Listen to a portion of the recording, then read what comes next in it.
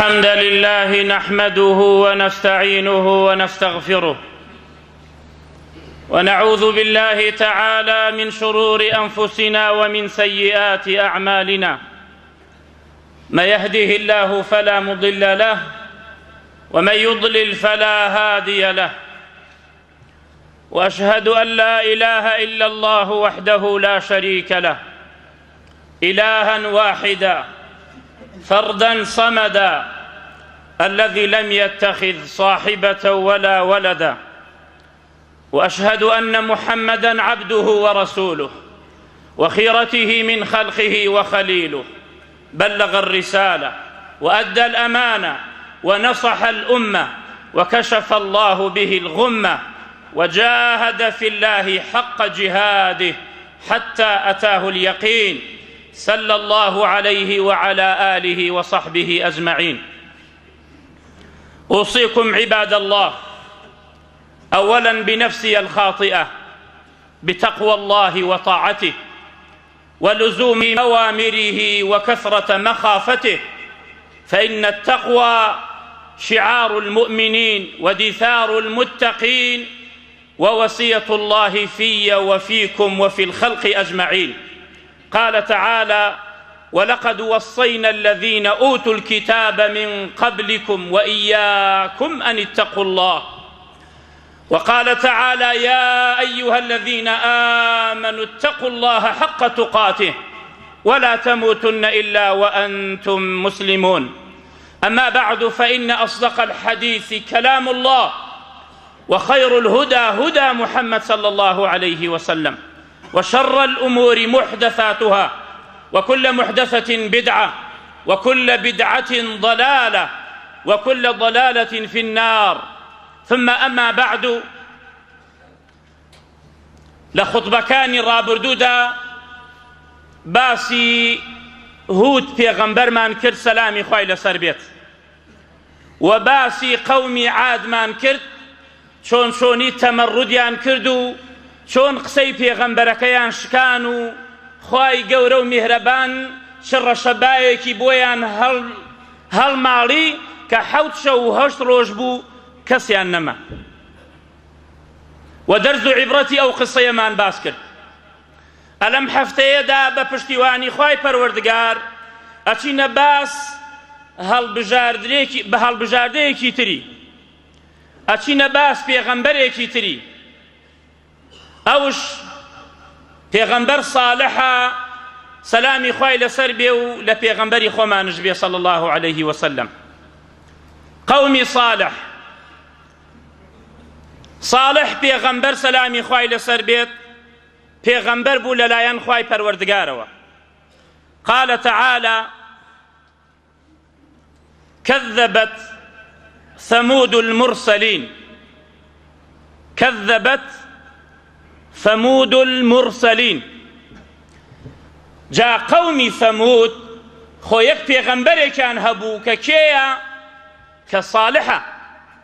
بەڵام بۆ خوای پەروەردگارە فەرمێت كذبت ثمود المرسلين، بجمع باسی مرسلینەکە، یعنی قومی ثمود پێغەمبەرەکانیان خستە درۆوە، خۆ یەک پێغەمبەرێکیانش هەبوو، ئەوش ساڵح بوو. ئەم ئاەتە بەڵگەیە لەسەر ئەوەی هەر کەسێ ئیمانی بە هەموو ئیسلام هەبێت، ئیمانی بە هەموو پێغەمبەران هەبێت، ئیمانی بە یەک پێغەمبەر نەبێت، هەموو پێغەمبەرانی خستەتە درۆوە، چونکە ئەوان ساڵحیان خستە درۆوە. خوای جەلە جەلالو ئەفەرمێت: كذبت ثمود المرسلين، هەموو پێغەمبەرانیان خستە درۆوە. ئەمەش ڕەدە لەسەر ئەو کەسەی کە ئەڵێن یەهود و نەسارا گاور و جوولەکە مەسیحیەکان برامانن. نەخێر، ئیمانیان هەیە بە عیسا. چۆن ئیمانیان هەیە؟ ئەڵێن عیسا کوڕی خوایە. ئایا ئیمانیان هەیە بە پێغەمبەر محەممەد صلی الله عليه وسلم؟ نەبەخوا ئیمانیان پێی نییە. کە ئیمانیان پێی نەبوو کەی برات بوو؟ بە تەئکیدەوانە کافرن. هەچ کەسێک ئیمانی بە یەک پێغەمبەر نەبێت، ئەو ئینسانە کافرە. باشە و هەتا بەیانیش ئەو نوێژ بکە، با بە ڕۆژ هەر بە ڕۆژوو بێت، بەس ئەوەنە بڵێ ساڵح پێغەمبەر نییە. بەس ئەوەنە بڵێ شوعەیب پێغەمبەر نییە، بەس ئەوەنە بڵێ یاعقوب پێغەمبەر نییە. بۆ نمونە ئەوە ئیمانت بە هیچ پێغەمبەرێک نەهاوردووە. بۆیە ئەفەرمێت كذبت ثمود المرسلين. ثمود وەکو عاد وتمان ثمود خۆی تەبعا ناوی کەسێکە، ثەمودی کوڕی عافری کوڕی ئیڕەم کوڕی سام کوڕی نوحە. ناوی دەمسپێکەیان بوو کە ناوی ثەمودە، بەو ناوەوە ناوی دێکەیان نا دێی ثەمود. لە ناو عارەبشا هەیە فڵانە دێ بە ناو فڵانە شێخەوەتە ئەڵێن دێی شێخ فڵان کەس. لەم لاوە هەمانەکە لەبان مەسەلەن ئەوەی لەم قۆڵەوە بێ ئەڵێ دێی مەحمی پەریزا، ئەڵێ دێی شەمەحمە و دێی بە ناوی کەسێکەوە ناو دێکەش نراوە. بۆیە ثەمود ئاوە هاتۆ ناوی کەسێکە، ناوی دێکەش بە ناوی ئەو پیاوە نراوە. كذبت ثمود المرسلين إذ قال لهم أخوهم صالح ألا تتقون. پێیانی وت ساڵحی برایان لە نەسەبا نەک لە دینە، چونکە نەسەبیان برایان ئامۆزای تایە، برایی تایە، کەسی تایە. ئەوە بۆ تەقوای خوا ناکەن. إني لكم رسول أمين. من نێراوێکم لەلایەن خوای پەروەردگارەوە بە ئەمانەت ئەو ڕیسالەیە بە ئێوە ئەگەێنم. بەڵگەیە لەسەر چی؟ کە صالح پێغەمبەرە. وقال تعالى كذبت ثمود بطغواها إذ انبعث أشقاها فقال لهم رسول الله ناقة الله وسقياها. رسول خوايا صالح سلامي خواي لسر بيت. جاء قبيلي ثمود كقوم صالحة كانوا يسكنون الحجرة فيما بين الحجاز والشام لبين مدينة بۆ تەبوک 450 کیلۆمەتر لای شیمالی مەدینەوە، بۆ تەبوک 450 کیلۆمەترە. و پێغەمبەر عەلەیهی سەڵات وەسەلام کە لە نۆی هیجریە کە دەرچوو بۆ غەزای تەبوک دایە ناو دێی ثەمودە. چوە دیار ئەو بیرە کە حوشترەکە ئاوی لێ خوارد، کە چوە دیاری سەیرەکە هەویریان کردە بەو ئاوە و ئاوی لێ خۆنەوە. فەرمووی ئەوە چیەکەن؟ فەرمووی هەویرمان کردە.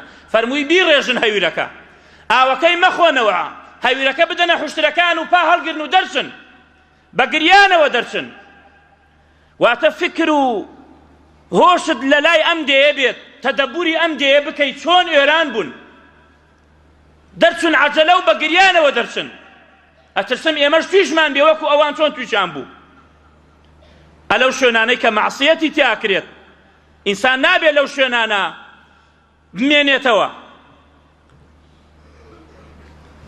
بەڵێ لە دوای قەومی عاد قەومی ثەمود هاتن، ئەوانش عەرەب بوون، عەرەبی مستەعرەبە بوون، عەرەب بوون. قەومی عاد و قەومی ثەمودش دەستیان کردە بتپەرستی هەمسا، دەستیان کردە بتپەرستی. خوای گەورە و میهرەبان یەکێکی لە ناو خۆیانی هەڵبژارد کە ساڵحە، کردی بە پێغەمبەر و بانگەوازی ئەو قەومە بکە. و هەموو کەسێکە بانگەوازی خەڵکەکە، مامۆستایە، مەلایە، لە هەر شوێنێکە، ئەبێ هەڵگری ئەو دینە بێ کە پێغەمبەران هەڵیان گردووە. چونکە کوردەواری خۆمانەڵێ ئەڵێ مەلا جێگر پێغەمبەرە، کە جێگر پێغەمبەری کوا دەعوە و بانگەوازی پێغەمبەر صلی الله علیه وسلم. هەر لە پارە خواردن بوو ئەوەی پارەی پێ بخۆی ئەو دینە، ئەو دینە هەڵەگری بوو ئەوەی خەڵکی پێچەواشە بکەی، یا ئەبێ ئەوەی کە پێغەمبەرەکە بە قەومەکەی وت ئەوە بە قەومەکە بڵێ. خوای گەورە و میهرەبان ساڵحی کردە پێغەمبەر و بانگەوازی قەومەکەی کرد. بۆچی بانگەوازیانی کرد یەکەم جار؟ هەموو پێغەمبەران ئاوایە. قال تعالى بۆ یەک خواپەرستی، بە تەنها خوا بپەرستن، جگە لە خوای گەورە و میهرەبان کەسی تری شایستەی پەرستن نییە. چونکە پەرستن لە غەیری خوا هەیە، کەسمانەیە پەڕۆوە پەرستێ، خەڵقمانەیە قەبرە پەرستێ، خەڵقمانەیە خۆڵە پەرستێ، خەڵقمانەیە شەخصە پەرستێ، هەمانە مانگا پەرستێ، هەموو شتێکمانەیە کەس ئینکاری نەکاو مەوجودە. بەڵام ئەوانە باتڵن. لا إله إلا الله، ئەوەی مستحقی عیبادەتە خوای گەورە و میهرەبانە. ئەی قەومەکەم، وإلى ثمود أخاهم صالحا قال يا قوم اعبدوا الله ما لكم من إله غيره. أي قالكم تنها خوا بپرستن لغير خوا كسي تري شايستي پرستن نية. وقال تعالى ولقد أرسلنا إلى ثمود أخاهم صالحا. چی پێیان بڵێ؟ چ بە قەومەکەی بڵێ؟ أن اعبدوا الله فإذا هم فريقان يختصمون. پێیان بڵێ خوا بپەرستن بە تاک و تەنها، واز لەم بت و دار و بەردە بێنن. ئەتەعبودون ما تەنحیتون، ئەوەی خۆتان ئەیتاشن بەدەست ئەوە پەرستن، واز لەوە بێنن. بەڵام بوون بە دوو فەریقەوە، فەریقێکیان ئیمانیان پێی هاورد، فەریقێکیان ئیمانیان پێی نەهاورد. وصالح سلامی خوای لەسەر بێ بانگەوازی قەومەکەیە کرد بۆ ئەوەی بگێتە دڵیان، چونکە هەموو پێغەمبەران ناسیح ئەمینن، لە دایک و باوکت بۆ تۆ ناسیحترن، لە دایک و باوکت بۆ ئێمە دڵسۆزترن. چونکە جاری وا هەیە دایک و باوک ئەمرت پێکا بە خراپە، بەڵام پێغەمبەران وانین، زۆر دڵسۆزترن لە دایک و باوک بۆ کوڕەکەی خۆی، بۆ ئەولادی خۆی. پێغەمبەران ئاوا بوونە سەلامی خوایان لەسەر بێت. بۆیە بەو شێوە بانگەوازیان یە کرد، یا قەومی، بەوشەی یا قەومی، یا قەومی لیمە تەستەعجیلونە بالسەیئەتی قەبلە الحەسەنە. ئەی قەومەکەم، بۆچی داوای بەڵاو موسیبەتەکەن؟ بۆ داوای هەڕەشەی خوا ئەکەن لە جیاتی ئەوەی کەوا لەشتانی ساغ کردە، لە جیاتی ئەوەی کە چاکەکارە بەرامبەرتان خوای گەورە میهرەبان. یا قەومی أرأيتم إن كنت على بينة من ربي وآتاني منه رحمة. أي قومكم، ئێوە چاکەزانن من بەڵگەیەکی زۆر گەورە و ئاشکران پێیە و حەقە کە من پێغەمبەری خوام، خوای گەورە و میهرەبان ئاتانی منه رحمة، منی کردووە بە پێغەمبەر. یا قەومی، و هەروەها بەم شێوەیە بانگەوازی قەومەکەیە کرد بۆ ئەوەی بگەیە پێیان بە نەسیحەت و بە دڵسۆزی. خاڵی دووهەم، هەموو داوای پێغەمبەران وابوونا وتیانە.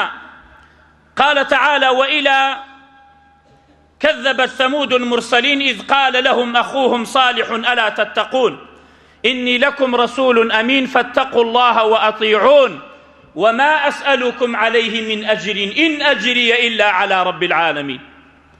أجر پاداشتم لإيوة ناوي قومك، ئەجر و پاداشتی ئەم بانگەوازیە و ئەم پێغەمبەرایەتیەم لە ئێوە ناوێ. ئەجری من لە لای خوای گەورە و میهرەبانە. هەموو داوای پێغەمبەران وابوو وەکو باسمان کرد، داوای ئەجر و پاداشتیان لە کەس نەکردووە. ئەو کەسانەی کە داوای ئەجر و پاداش دەکەن بە ناوەی دینەوە، ئەوانە شوێن کەوتووی پێغەمبەران نین، موسڵمانان.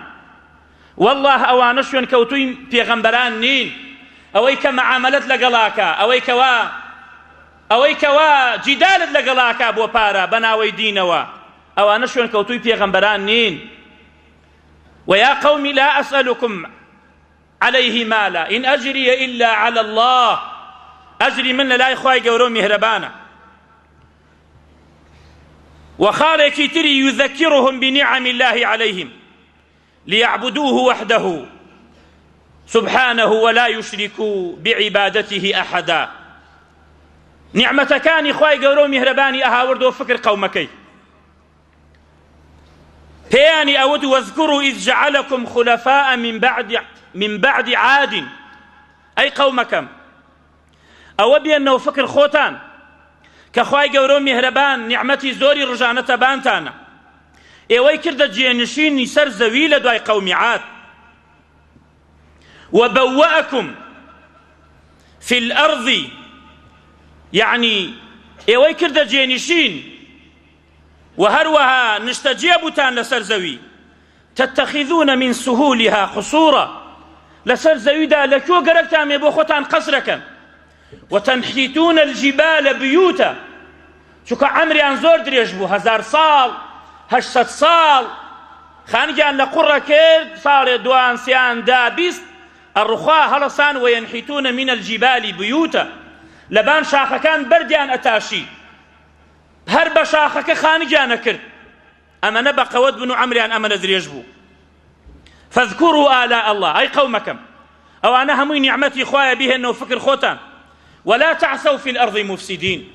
فەسادی مەنەنەوە لەسەر زەویدا لە دوای ئەوەی خوای گەورە و میهرەبان کە نیعمەتی ڕژانەبانتان ئەی ئومەتی پێغەمبەر صلی الله عليه وسلم لە دوای ئەوەی خوای گەورە و میهرەبان نیعمەتی ڕژانەبانمانە لە دەست زاڵم نەجاتمانیدا لە دەست ترس و لەرز نەجاتمانیدا لە دەست ئینسانی خراپ نەجاتمانیدا بۆیە ئەبێ بیخەینەوە یادی خۆمان ولا تعثوا في الأرض مفسدين فسادی منەنەوە لەسەر زەویدا لە دوای ئەوەی لەبان هەموو ناز و نیعمەتێک کاتای لەبان هەموو خۆشیە کاتای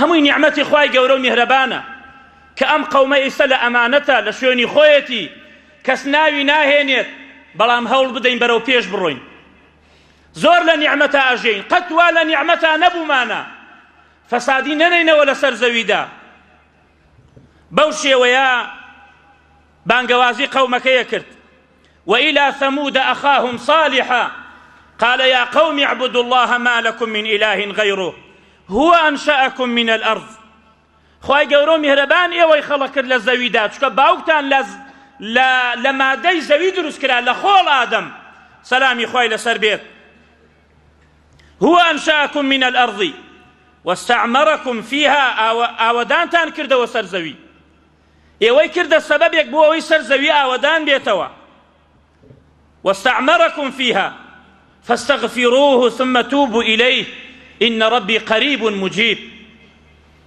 داوای لێبوردن بکەن لەو تاوانانەی کە کردوتانە تەوبە بکەن لە مەودا چونکە خوای پەروەردگار قەریبە بۆ ئیمانداران جواب دەداتەوە کاتێ دوعا بکەی وإذا سألك عبادي عني فإني قريب أجيب دعوة الداعي إذا دعان وقال تعالى أياني خست فكريانا وو هرشيشي أدا لقليا بياني أوت أتتركون فيما هاهنا آمنين ئێوە گەرەکتانە هەروە بە ئەمینی بژێن و هەروە لە خۆشییا بن و واستان لێ بهێنرێت ئەتتركون فيما هاهنا آمنين في جنات وعيون وزروع ونخل طلعها هضيم وتنحتون الجبال بيوتا فارهين هەروە بە ئەمینی ئەمێننەوە هەروە لە بێستان و لە سەوزایی و لە کانیاوە بن هەروە لە زەرعات و لە خۆشی و لە دارخورمای بەروبوومی هەضیم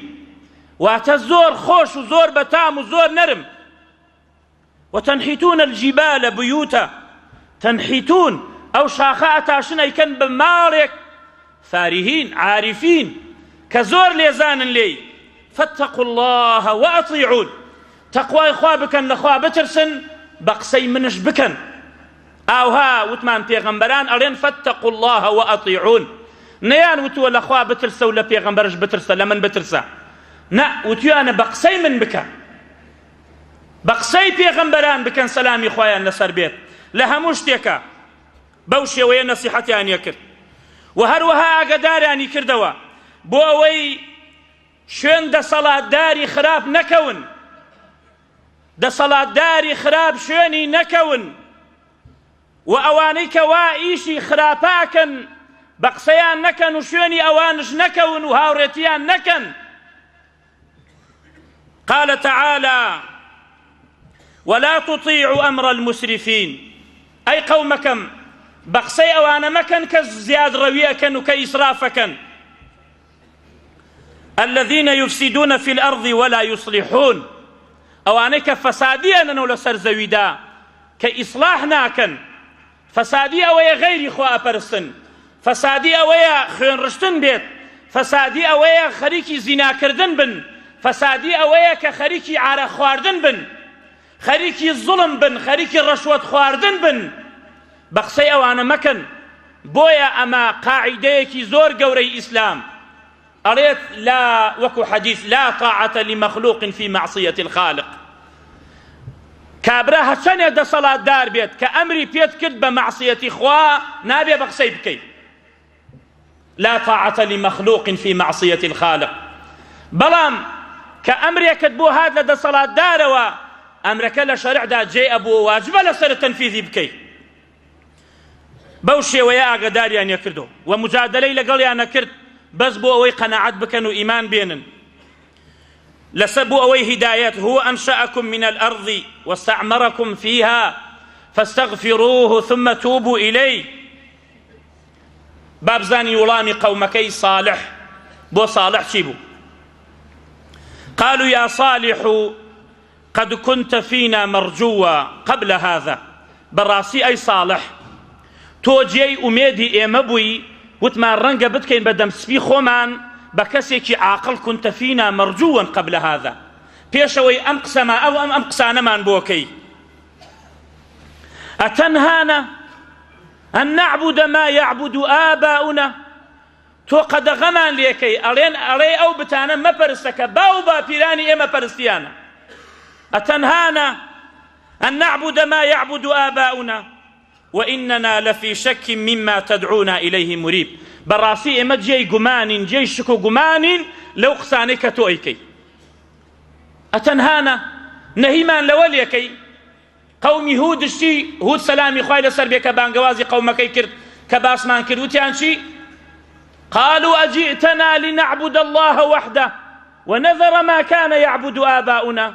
تو هەرەڵەی خوا بپەرستە ئەوەی باو باپیر پەرستێتی مەی چۆنە بێ ئاوە؟ ئەمەش لەناو خۆمانە هەیە. کاکە ئەوانە ئەڵێ هاوار مەکە بۆ فڵانە قەبر و هاوار مەکە بۆ فڵانە وەلی و داوای شفا، ئەوە چۆنە بێەوە؟ وإننا لفي شك مما تدعونا إليه مريب. بابا ئەوانە جێی گومانن، ئەوان دعوەی پێغەمبەران ئاوا بووە. قەومەکەیان وتیانە تۆ نەهیمان لێکەی لەوەی عیبادەتی ئەم دار و بەرتا کە باو باپیرانمان چەند ساڵ ئەیپەرستن، چۆنە بێ ئەوە؟ بەڕاستی ئێمە لە جێی شک و گومانین لەو قسانەی کە تۆ ئەیکەی. قال يا قوم أرأيتم إن كنت على بينة من ربي وآتاني منه رحمة فمن ينصرني من الله إن عصيته. چێ هەیە بەرامبەر خوای گەورە و میهرەبان سرم بخە ئەگەر معسیەتی خوا بکەم؟ فما تزيدونني غير تقصير.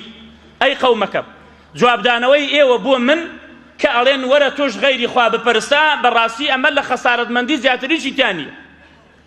ئەو کەسە خەسارەتمەندە غەیری خوا پەرستێت، خەسارەتمەندە لە دنیا و لە قیامەتە. ئینسانی مفسید گەلێ زۆرە،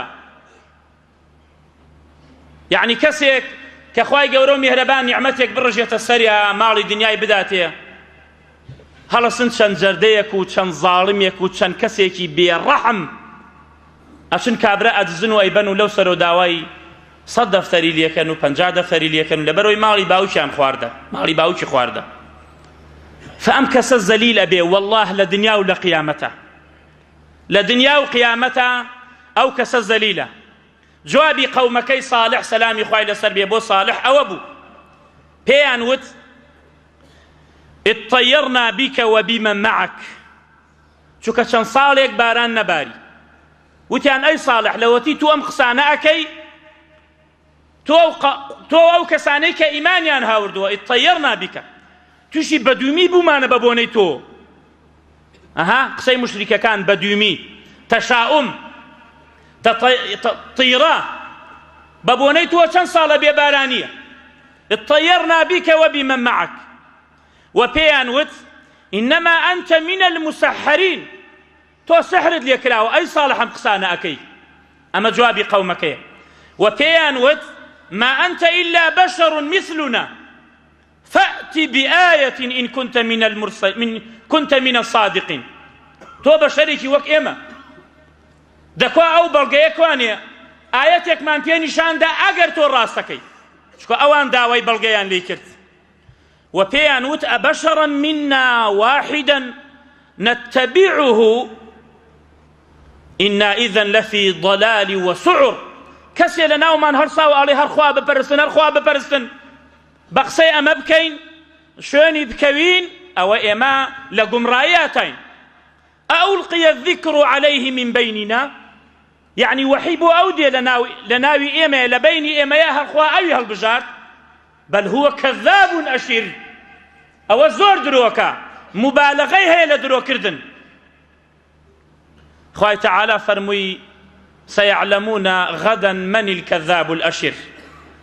شاوركن لقيامة أزانن كي زور دروزنا أو هايان ببيغمبر صالح حود سلامي خوي لسر بيت أو خصيان درو بقسيان نكردو هەر بەردەوام بوون لەسەر عیبادەتی بتپەرستی داواکەین لە خوای گەورە میهرەبان کە لە گوناهەکانمان خۆش بێ و ئاخرمان خێرکە.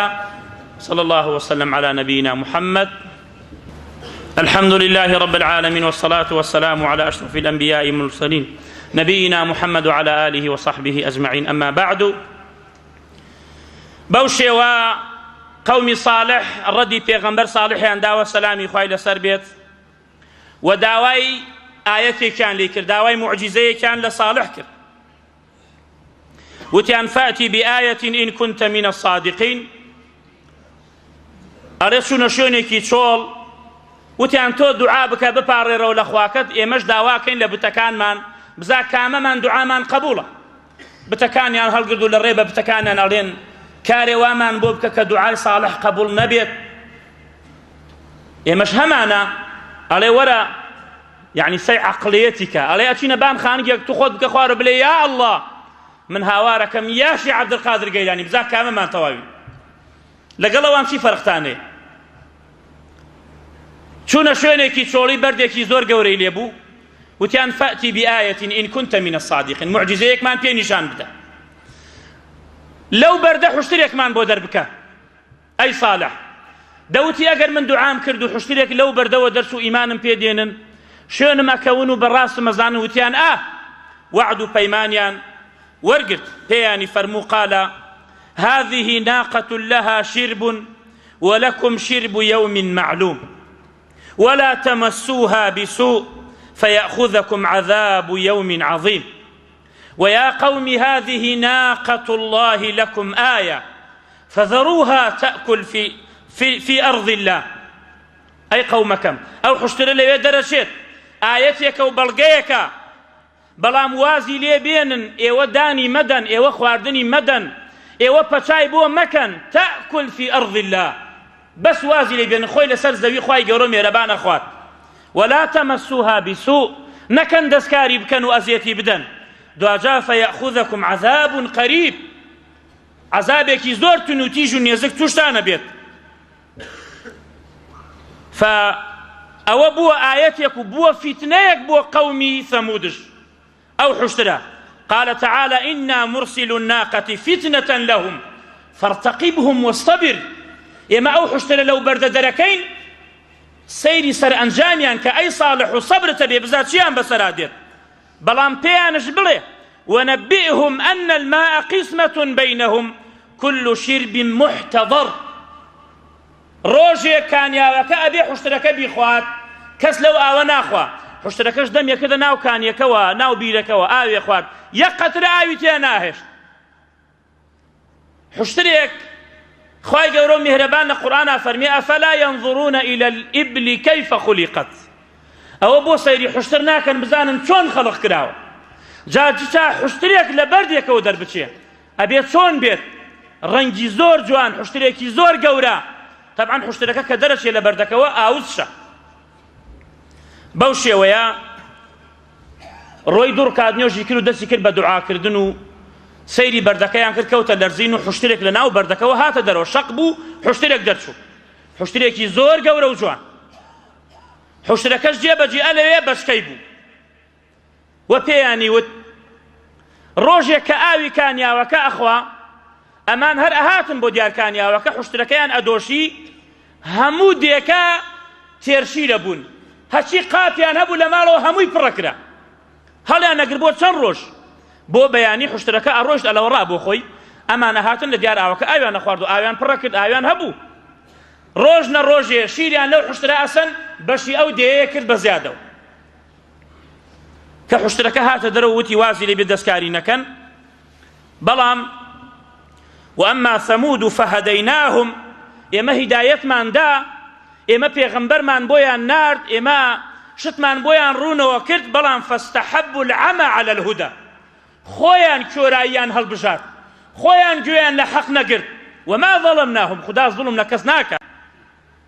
ئابەو شێوەیە فعقروا الناقة وعتوا عن أمر ربهم وقالوا يا صالح ائتنا بما تعدنا إن كنت من المرسلين.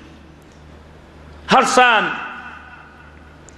وكو خواه تعالى أفرميت وكان في المدينة 9 رهط 9 نفر يفسدون في الأرض ولا يصلحون قالوا تقاسموا بالله لنبيتنه وأهله ثم لنقولن لوليه ما شهدنا مهلك أهله وإنا لصادقون فأخذهم العذاب إن في ذلك لآية وما كان أكثرهم مؤمنين وإن ربك لهو العزيز الرحيم. خواهي قولوا مهربان بدا صلاة وعزيزة بولنا وبردنيا وكافرانا الرحيم شبو إيمان داران ورزقاريانا كات هرسان خطيان دانا يكي لناويانا دسي كرد بقسا كردن فنادوا صاحبهم فتعاطى فعقر هرساوتي كاكا تشيلين أي قومك حشترك لنا ودين هرشي منال وجن وبيرجن همويان وتيان بس نجات مان بيت قبول مانا همويان اتفاقيان كرد هرسان أمن وكسا هرسان حشتركيان للرقاء تليان بويدانا للرصدا دانشن هتاوكو تيريان دال حشتركو حشتركيان كوانو حشتركيان داو برشم شيرو سريان بري جاء صالح سلامي خواهي لسر بيفرمي ولا تمسوها بسوء دسكاري نكن لبروي يأخذكم عذاب أليم دعاي عذاب تنبوتي لله إخوة كحشتركيان كشت شوش خروبون أمنو كسا سوينيان خوار بخوا بابشين صالح وأهلكشي بكجين لدعاي كشتنو صالح وأهلكي هني قومي أمين يداواي خيونكي يكن أرين إما آقامان لينيو إما رازقوين أمنو كسا لهردو كان شاوري يكتريانا كر هتاوكو هنو يان خربون لأن يزيجي مالي صالح سلامي خواهي لسر بيت خواهي قورون مهربان أمري فرمو بجبريل فرموي أو نوية لناوبرة بردكي هلقردو دايبة توقي سري هرنو ياني ليو خلاص كرت بويا خواهي قورون مهربان فرمي ومكروا مكرا ومكرنا مكرا فيلو تلككيان بطالو بو لدواي أوا صالح سلامي خواهي لسر بيه هر سيركا دوكلو آقره وحشتريان قوليان دسيان بريه ورانيان بريه واخريكن يدن لشوش قوش تخون كأمي بيني دسي كل بقريان صالح سلامي خواهي لسر بيت زاني عذابي خواه سيري كل تاوي بشككيان نشنا بشككي بقرن بيني لبان شاخكي لولا دوريان قل بشككيان نشكش كبشككيان نشكشتو صالح سلامي خواهي لسر بيت بقريان وهاد ولاي قومكي بياني فرمو بويا هميان لناوشون فعقروها فكذبوه فعقروها هميان صالحيان خسدروا وبهميان اتفاقيان كربوي حشترك السربرن فقال تمتعوا في داركم 3 أيام صالح سلامي خواهي لسر بياني فرمو سير روشتان ماوا بو خوتان إدارة بكن لناو خانو كانتانا ذلك وعد غير مكذوب أما وعدك للاي خواوا لدواي سير روجك عذاب ديت أفرميت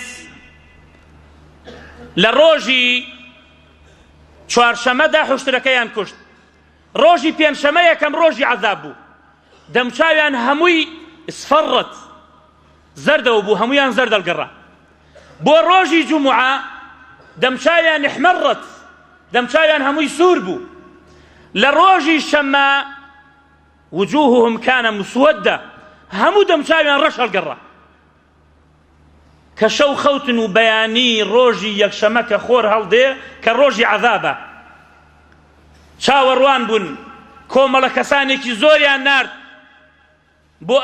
بولاي خور هلاته وبشمشيروا بزان نم عذابتشيا قال إنا أرسلنا عليهم صيحة واحدة فكانوا كهشيم المحتضر إما يك دنجيك من بويان نارت بس جبريل يك دنجيك كرت كانوا كهشيم المحتضر همويان وكو شون كايك لجيرباي حيوان يك بمين يتوتشي لو كاياكا أو هيان بسرهات خواهي قورو مهربان فرموي ومكروا مكرا ومكرنا مكرا وهم لا يشعرون فانظر كيف كان عاقبة مكرهم أنا دمرناهم وقومهم أجمعين فتلك بيوتهم خاوية بما ظلموا إن في ذلك لآية لقوم يعلمون وأنجينا الذين آمنوا وكانوا يتقون أواني کە لەگەڵ ساڵحا بوون ئیمانیان هاورد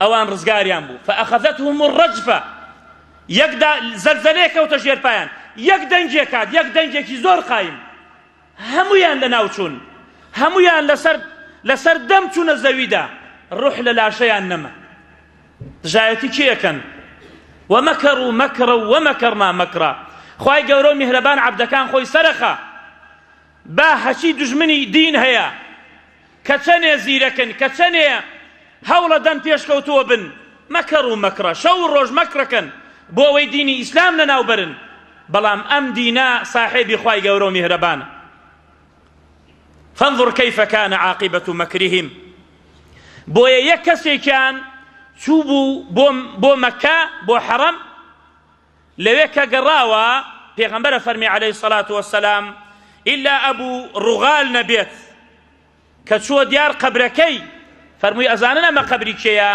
فەرمووی ئەمە قەبری ئەبوو ڕوغالە ئەم پیاوە حەرەمی خوای گەورە مەنعی کرد لە عەذابی خوا لە حەرەمی خوا عەذابی نەدا لە حەرەم دەرچوو هات بەرەو شارەکەی خۆی ئەوش لەسەر دەم کەوت و ئەوش ڕوحی دەرچوو ئەلێرە نایەنەتە چاڵ و کۆمەڵێ ئاڵتوین باشی پێ لەگەڵ جەنازەکەیان نایەنتە قەبر هەڵیکەنن سەحابە ئەفەرمێ بە شمشێر خەریکمان بوو هەتاوەکو گۆزە ئاڵتوینەکەمانش دەرکرد ئەلەو کاتەوە هەرما بوو بۆیە خوای تەعالا ئەفەرمێت فەلەمما جاء ئەمڕنا کاتی عەذابی ئێمە هات بە یەک دەنگێک یەک سەوتێک یەک شاری ئێران کرد خوای گەورە و میهرەبان نجينا صالحا والذين آمنوا معه برحمة منا صالح من رزقار كرت أويك إيماني هاوردبو بصالح رزقار من كرت ومن خزي يومئذ وفي قراءة ومن خزي يومئذ إن ربك لهو القوي العزيز لباشا ويكنمان كالروح لا شيء نما يكسي كان صالح سلامي خوالي سربهات دياريانو بياني وت يا قومي لقد أبلغتكم رسالة ربي ونصحت لكم ولكن لا تحبون الناصحين أي قومكم أوي خواي قورو مهربان بمني وتبو بيتانا موت زور هولم دا لقلتانا ونصيحتانا زور كرت بلام إيوا أو كساني كنصيحتك إيوا خوشتان ناقرك وكو قليبي بدر كبيغمبر صلى الله عليه وسلم لمعركة بدر دا شو بان حفتا جنازكي مشركة كان فرموي آية أو من خواي قورو مهربان وعدي بيم دا كسر ميخص إيوش وعدي بإيوش دا كالزليل بن جهنم بمين نوا إمامي عمر رضاي خواي لبي فرموي أي بيغمبري خوا تو لقل أدسافي قاقسا كي كالروح لبريان نية فرموي أوان إيساكا لإيوة باشتر جويان لما خواي قورو مهربان زندوياني كردوا بو التوبيخ وتقريع زليلية آوة شو ديار قومكيانو أم دي الري فرمو يا قومي لقد أبلغتكم رسالة ربي ونصحت لكم ولكن لا تحبون الناصحين إيوا أو كسانتان خوش ناوي كنصيحتكن بويا آقدار بن براكانم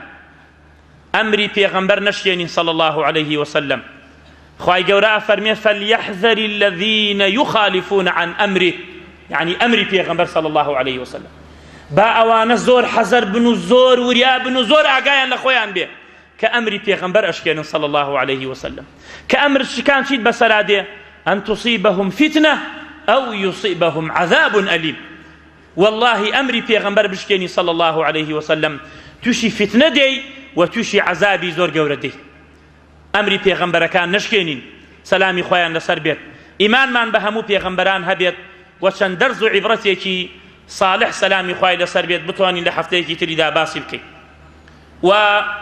ونصيحتيكي تري أويا هاتوا والله أعلم لا مركزي أمنا لشونكاني ترشوا إما زور جاب خلقلين خلقين أم تعزيك إيستاك هيا كبمشي وأكري أما شرعي نية أما لهيش كتابي كان نية أما لهيش مذهبي كان نية بخوا لهيش آية حديثي كان نية أم تعزيه أويشي داي أنا هرقنا أحبارا أم تعزيك وتمانا زور وتمانا نصحت لكم تعزيه شرعي نية مسلمانان بمشي ويا شجا هلصن ڕێگا ئاگرن لە خەڵکی و دوو سێ خێمە و لەبان جەعدا و سیارە دەعامی کردووە و بۆیە نەسیحەتێکی جوان بوو ئێمەیان ئاگادار کردەوە وتیان بتوانن بەو خەڵکە بڵێن تعزیە دائەنەن تعزية طبعا أصلا وأن المساجد لله فلا تدعو مع الله أحدا مزگەوت جێی سوژدە بردنە جێی عیبادەتە جێی جگەرە خواردن نییە جێی قاوە خواردن نییە جێ ئەو کەسە نییە کە نوێژ ناکە جێ ئەو کەسە نییە کە باوەڕی بە نوێژ نییە